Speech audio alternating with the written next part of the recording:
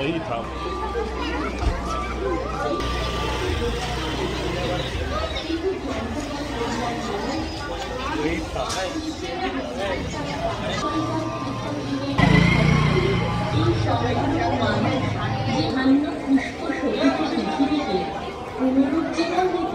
তাই আমাদের আবার প্রকৃতির দিকে পুনরাবলোকন করতে হবে।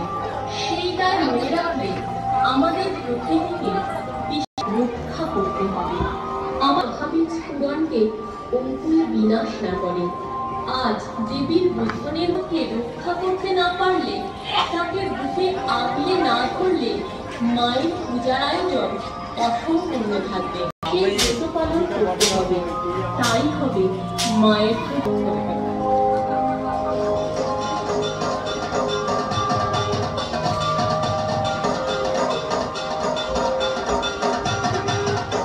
কদমে কৃষ্ণ সখায় তুলসীতে বনমালী, দারিদ্র্যে খেয়ে বৌমা তুমি রক্ত দুর্মাতা, তার নানা রূপে এই তো আরাধনা করে। প্রতিদিন পূজার মধ্যে দিয়ে দেবীর নানা রূপ সে হৃদয়ে আত্মস্থ করে। মালকুচু, কদম্ব, তুলসী, দারিম্ব, অশোক, হলুদ, আমাদের চতুর্পার্শ্বস্থ এই প্রকৃতি জগৎ আমাদের প্রাণদাত্রী, প্রাণ ধাত্রীও বটে।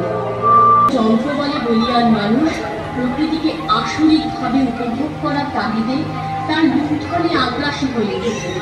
প্রকৃতিকে তাই করে মানুষ নিজেকে এই জগৎ সংসারের কেউ মানুষ যে প্রকৃতির প্রতি অবহেলা